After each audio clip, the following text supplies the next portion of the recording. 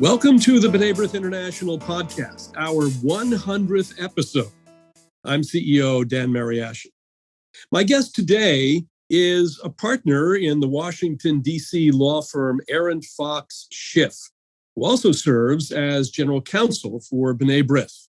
His name, Gerard Leval, and his new book, Lobbying for Equality, Jacques Godard and the Struggle for Jewish Equality During the French Revolution, follows the life of a young Catholic lawyer named Jacques Godard, who advocated for Jewish equality in France more than 2 centuries ago, and why that struggle still matters today.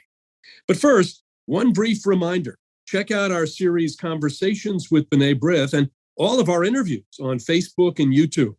You'll find discussions with diplomats, historians, Holocaust survivors, Middle East experts, even the first Jewish American male astronaut in space. And get our latest content by subscribing to the B'nai B'rith YouTube channel and liking us on Facebook at B'nai B'rith International. Well, the French Revolution brought the promise of equality to many oppressed groups living in France. French Jews, subject to brutal treatment for centuries, sought to benefit from the new freedoms promised by the revolution. So they enlisted the help of young Catholic attorney Jacques Godard, who ultimately persuaded the Paris Municipal Assembly to legislate equal rights for Jews. In his new book, Lobbying for Equality, Jacques Godard and the Struggle for Jewish Equality During the French Revolution, author and international law expert Gerard Leval brings to life the story of a young man who fought for equality for the French Jewish community more than 200 years ago. Gerard joins me now to talk about Godard's life and impact on the Jews of France, how Godard brought about meaningful change at a turbulent moment in history, the history of Jews in France, and much more. Gerard Leval has previously written on a wide range of historical subjects, including Jewish art and genealogy.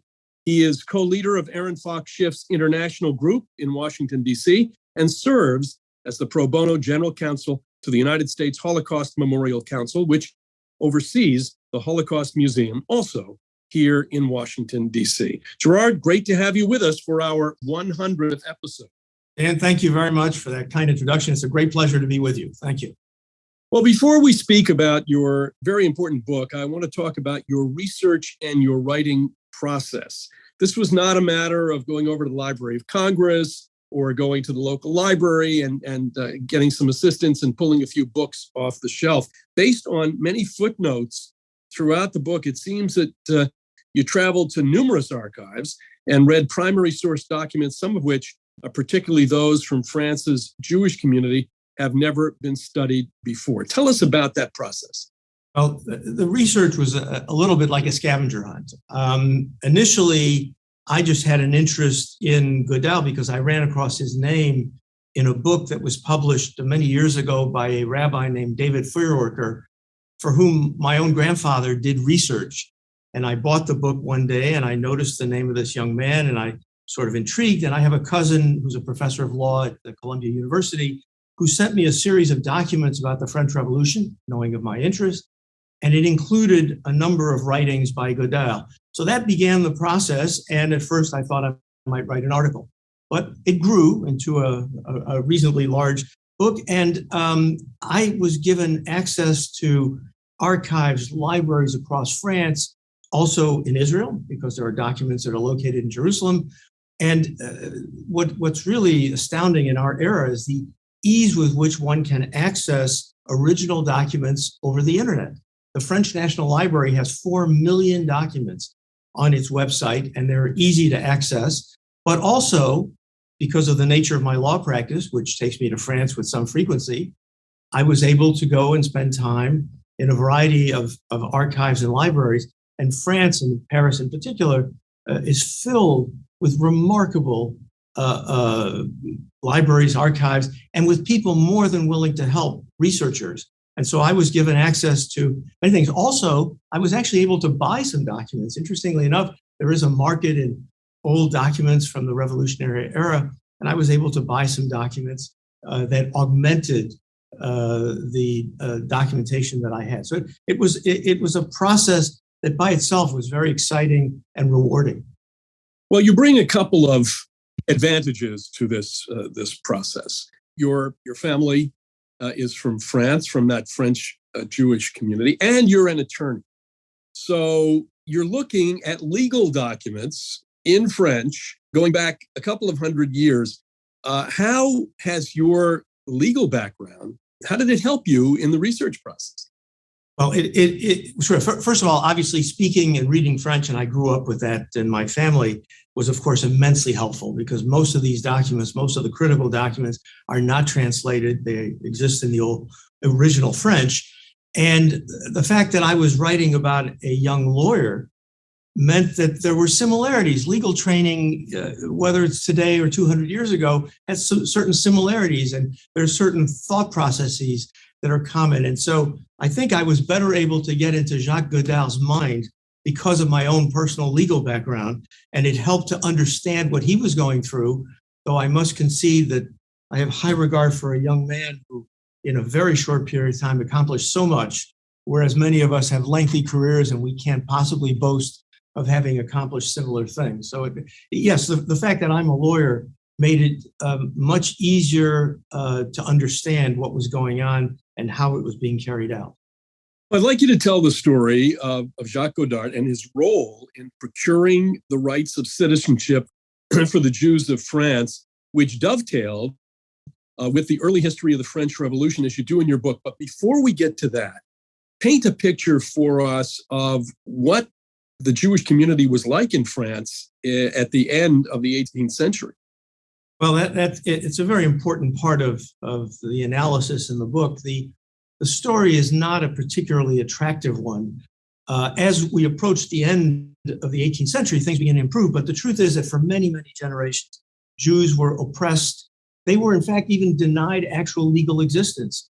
From 1394 until 1791, Jews did not have an official right to be in France. In 1394, Jews were expelled from everything that was France, and there was no revocation of that edict. However, in 1648, the Treaty of Westphalia, which ended the 30 Years' War, brought into France a very large group of rather poverty-stricken, village-living Jews in eastern France, the Ashkenazim, the German-speaking Jews of eastern France. And they had a very difficult time. They were disliked intensely by their neighbors, in part because they were very different, in part because they were engaged in money lending, something which could not be done. There were no banks in those days. And Jews did engage in some money lending, which involved high interest rates because there was tremendous risk. But I think that the fundamental thing is Jews were disliked because they were different. They had different religion, different way of life, they dressed differently. And so as the 18th century began, they were a pariah nation. They were not even viewed, they were not citizens, they were not part of the French nation, if you will. But the Enlightenment began to draw attention to the need to give certain rights to Jews. And as the century progressed, there was a greater and greater interest. And then in 1787, in a typically French way, there was an essay contest in the city of Metz. City of Metz in northeastern France had the largest concentration of Jews at the time. And there was an essay contest on the question of how to make Jews happier and better participants in society. And that triggered a lot of interest among the intellectual elites, which began to lead towards the revolution. It was part of the revolutionary process. But to summarize it, Jews were not very well treated in France. Now, let me draw one important distinction. There were two groups of Jews in France. There were the so-called Portuguese Jews living in southwestern France, the Bordeaux region and further south.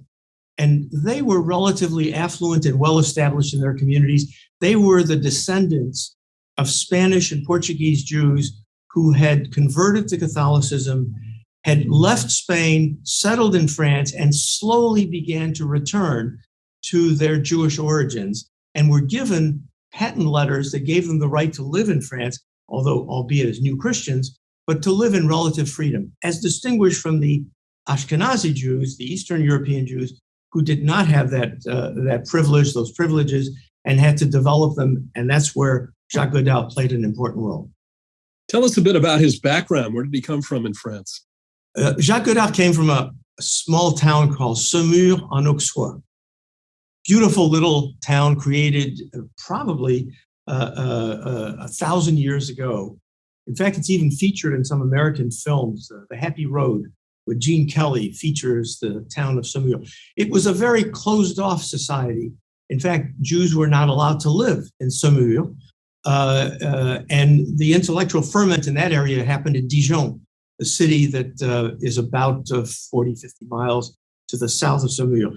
And Jacques Godard's family had been prominent public citizens, public servants for generations. And he was relatively well connected with intellectuals of the region, notably the great scientist Buffon, not well known to Americans, but extremely well known to French people. And his family's prominence gave him an opening so that he could meet, when he became a lawyer, he could meet many, many prominent people, the elites of his time, which other young people might not have been able to do. Where did the impulse come from for his interest in the rights of the Jewish community? Was he approached, or did he approach them? Because he's a young man, he's in Paris, he's a lawyer. There's a lot of political ferment going on. How did that happen? Where did the connection occur? It's an excellent question. It's not absolutely clear, but it seems as though the Jewish community turned to him. He was living in a neighborhood immediately adjacent to where the largest concentration of Parisian Jews were living at the time, as they began to decide to struggle for their rights. And so I think they would have turned to him as a young lawyer, an up-and-coming young lawyer who would be willing to help them. But there's an interesting link. A number of years before, several years before, he had worked with a prominent lawyer who became the president of the Paris bar, involving a matter in Metz, in the city of Metz, which had a large Jewish population, where 2 Jews had accused 7 Germans of ransacking their homes. The Germans had been convicted, a couple of them executed, and then there was a reversal. Other people confessed to the crime, and there was a great backlash. And the lawyer with whom, the senior lawyer with whom Goodall worked, launched an attack on the Jews, saying that they had lied, that as witnesses they'd been unreliable. Goodall joined the lawsuit, but did not focus at all on the Jewish side, focused on the fact that the Germans had been tortured, that there was a very bad process without the rights for defendants to be presumed innocent. And I think that would have attracted the attention of the Jewish community, because here's a young man who, involved in a matter where anti-Semitism was right at the top, chose a different way, chose to defend people on the basis of legal processes and not on prejudice. And I think that would have attracted the attention, notably, of the wealthiest Jew of the time, who himself had a mansion near Metz and would have heard about this, and presumably would have led the Jewish community to hire the young Goodall, because the Jews themselves, most of them could not speak fluent French, could not write particularly well in French, and obviously didn't know the Byzantine methods of the French legal system. So that appears to be where the link was created, and Goodall seemed to be more than willing to be retained by the Jewish community, and he really went into it fully, learning a great deal about Jewish customs, about the Jewish religion, about Jewish history, and became fully engaged, as any good lawyer should. He became a zealous representative of that community. Well, we'll get back to him in a second, but if you would, run us through some of the key events that occurred beginning in the fall of 1789 regarding attempts to change the status of Ashkenazi Jews. You've told us how he became involved. And what other work did he do to signal to French Jews that he was the right person to fight for their equality? He got into it, but was he signaling? And this is a young man. He's in his 20s, clearly brilliant. What was it? His legal expertise? Was it his being well connected in the legal community? I mean, what were the signals that went out to the Jewish community that said, "Here's our guy. He's the one who can really take our case and fly our banner, all the way up? Well, he was a very young man. I mean, we're talking about a young man who's in his mid-20s, and he had accomplished a number of things that would have attracted a great deal of attention. One of the things, perhaps the most notable, was his defense of a young man from Martinique, a young slave who had been brought to France, and Goodall defended him in his efforts to obtain his freedom. Under the Byzantine laws of France, this young man was probably entitled to his freedom. Goodall undertook to defend him and did so with vigor. He failed. He lost the case. The case was lost, but he won in public, in the eyes of the public, because that case helped create a group called Les Amis des Noirs, the Friends of the Blacks, which ultimately argued strongly for the emancipation of slaves in France, which incidentally was achieved in 1791 initially. In 1794 was reinforced, reversed by Napoleon, but finalized in 1848. And Goodall played a very important role. That would have attracted the attention, certainly, of not just the Jewish community, the community at large. He also had a tendency to defend the unfortunate. He defended a Protestant man whose marriage was being denied, and therefore the succession from his wife, the estate of his wife, was being denied. And he took up that defense. And he mentioned the Jewish issue in a relatively brilliant pleading in the Protestant matter. He defended people who probably almost no one else wanted to defend, people accused of murder falsely, as it turns out. So I think he attracted the attention of the Jewish community because he was helping the downtrodden, the unfortunate, those not given all the benefits of French society, even at that point.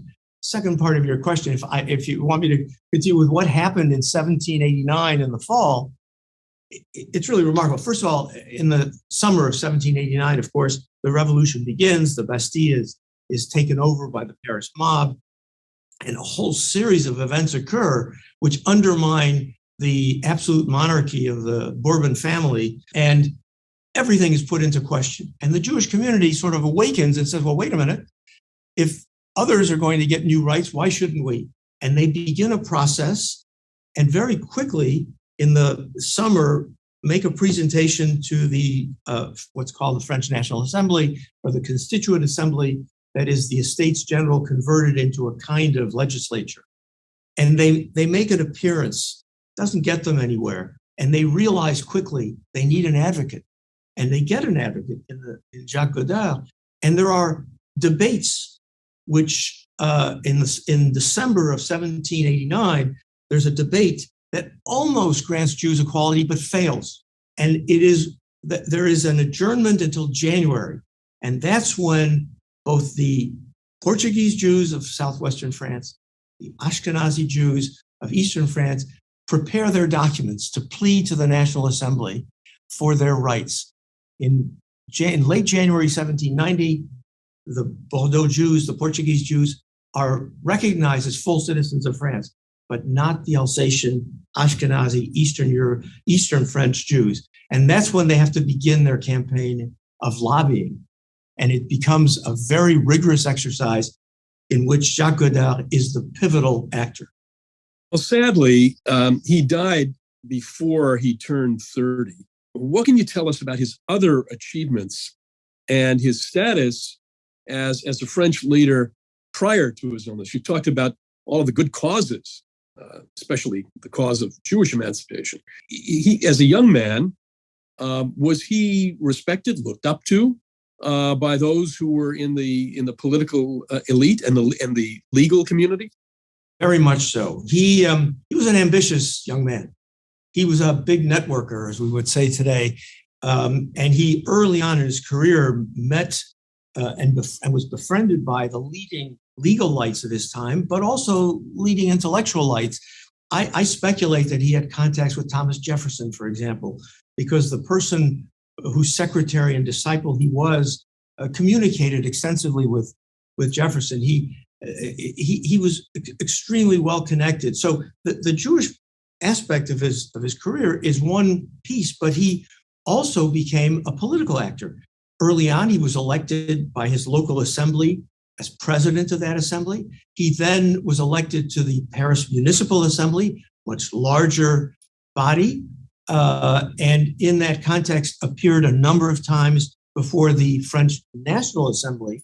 So he became an active player. He became president, by far the youngest, president of the Paris Municipal Assembly in April 1790, and played an important role until he was defeated in a bid for re-election and was sort of out to pasture. Well, what did he do during that time? He wrote the most comprehensive history of the Paris Municipal Assembly, a more than 200-page book that describes the critical events of the fall and winter and spring of 1789, 1790, which remains a reference book for historians about that critical part of the French Revolution. In the fall of 1790, he was named by Louis XVI, King of France, to head a delegation to try to pacify a region of France in the southwest of France, central France, where there was an anti-revolutionary movement. And he went down there and pacified them and wrote a lengthy report, one of the longest documents he'd written, which give us interesting insights into what was going on in France, not in Paris, but in the countryside. And then after that, when he came back, he continued to serve as a kind of lawyer, though the legal profession was interestingly enough abolished, and then was a candidate for the new legislative assembly that was going to be created under the Constitution of 1791, and he was elected. He was elected as the youngest member of this new legislative assembly that convened on October 1, 1791. Unfortunately, he contracted typhoid fever and died on November 4, 1791 at the age of 29. He was therefore both the youngest member of that assembly and the first to die. And if I may, just to note that his great accomplishment, the emancipation, if you will, the grant of civil rights to the Jewish community, occurred on September 27, 1791. He was dead within less than 2 months following that occurrence. He did not even live long enough to see Louis XVI sign into law the legislation that he had been so important and instrumental in getting ratified. How did the terror during the later stages of the French Revolution affect the newly won Jewish emancipation? Well, everybody thinks of the terror. You think of the French Revolution, you think of the terror. The terror is a really horrible episode, which in many ways, it was, if you will, a hijacking of the early phase of the French Revolution by radicals. And it undermined many of the gains of the early phase. Jews were not well treated during the terror, but not because they were Jews, but because they represented religion. And religion was, especially the Catholic religion, was viewed in a very bad light. And so Jews were forced to shut their synagogues. Jewish objects had to be turned over to the government. Remember, France was under siege from the wars by the other dynasties. The terror, which epitomizes the French Revolution, is in some ways the antithesis of what the French Revolution accomplished. What Jacques Godard and others accomplished in the first 2 years of the French Revolution was severely undermined by the violence of the subsequent 2-3 years. But in France, those accomplishments of those first couple of years remain fundamental to the French mentality. So that even if there was a step back, everyone knows in France that in 1791, the Jewish community, if you will, that a tremendous accomplishment occurred. And for all the drama of the terror, the real accomplishments of the French Revolution are those sorts of things, given to Protestants, to Jews, to slaves, etc. Those were the great accomplishments, not the beheading of hundreds, if not thousands of people. That's, you'll forgive me for using the term, it's collateral damage in a way. And it's unfortunate that history highlights things like that when perhaps we should be more highlighting things like the accomplishments of Jacques Godard. I'd like to tie Godard's story and the struggle for Jewish equality in France to today's conundrum for French Jewry, which is the alarming spike in anti-Semitism across France and Europe and the globe, for that matter. What parallels or similarities do you see between the 1790s in France and modern day France when it comes to Jewish security, acceptance, and if there is still room for a robust Jewish community in the country? Well, French Jewish history is a roller coaster ride. Obviously, 1791 and the accomplishments I cite in the book are a real high point. It's a first in Western society's grant of equality to Jews. But it became a roller coaster in the 19th century. We all know about the Dreyfus Affair, which unleashed terrible political and societal anti-Semitism. We obviously all know about what happened in the 1940s during the German occupation, where French collaborators turned over thousands of Jews who were slaughtered. We're aware of growing anti-Semitism today, but I think fundamentally, the principles of France, the principles of the French Revolution, I think remain a guiding light, and I'm actually cautiously optimistic. Look, I grew up in Paris. I have a tremendous love of France and French culture, and I'm going to declare myself cautiously optimistic that the current wave of anti-Semitism, primarily coming, unfortunately, from the radical Muslim community, can be overcome if France will confront those issues. Now, whether France has the ability to confront it or not, I don't know. I think of how the book ends. I cite the remark that was made by Zhou Enlai in response to Henry Kissinger's request for Zhou Enlai's comment on, what do you think of the French Revolution? And Zhou Enlai responds, it's too early to tell. In some ways, arguably, it may be still too early to tell whether the great accomplishments of that early phase of the French Revolution are permanent, or whether they will be buffeted in such a way that Jews will feel alienated and obliged to leave France. I certainly hope that's not the case. French Jewish history is an integral part of French history, and I hope it will continue that way. Well, a final question. We have in Jacques Godard a very interesting character. He basically was a one-man human rights NGO office, taking up not only the cause of the Jewish community, but others, as you pointed out. What are a few things that you hope that readers and historians who are going to be among your readers might take away from the book? Well, obviously, I hope that people get a much better understanding of a critical era in the history of the West. There is no question. The French Revolution was a pivotal event, and I've tried to make it understandable to people who may not know much about it. And I've tried to also put at the heart of it what happened to the Jewish community, because we're often told how we Jews are the canaries in the coal mine. Well, in some ways that's true.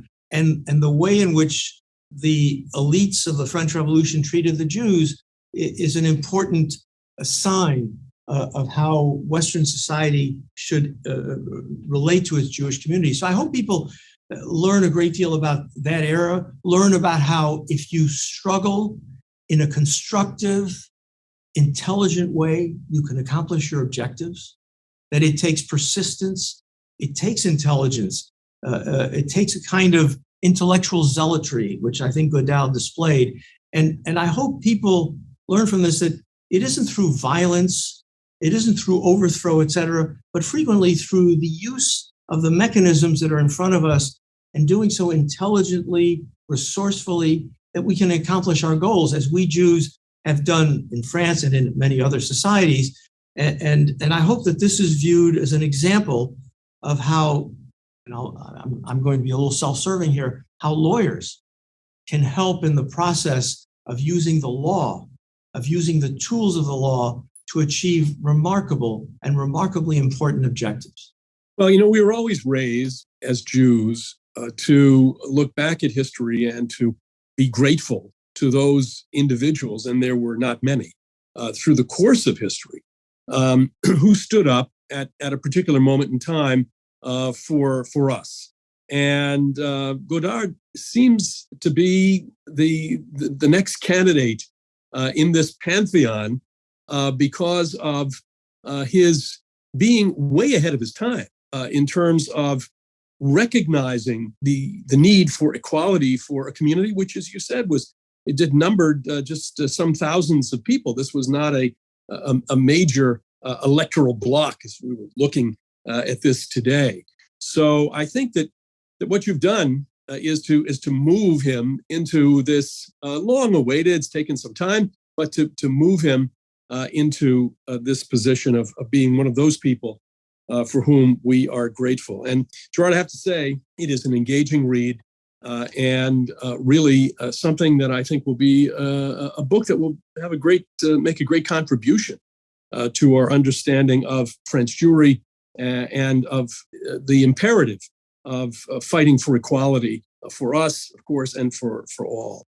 And thank you very much for saying that. I very much appreciate it. I appreciate the opportunity to speak about the book. And I do hope that Goodall will be a much better known figure because he merits it.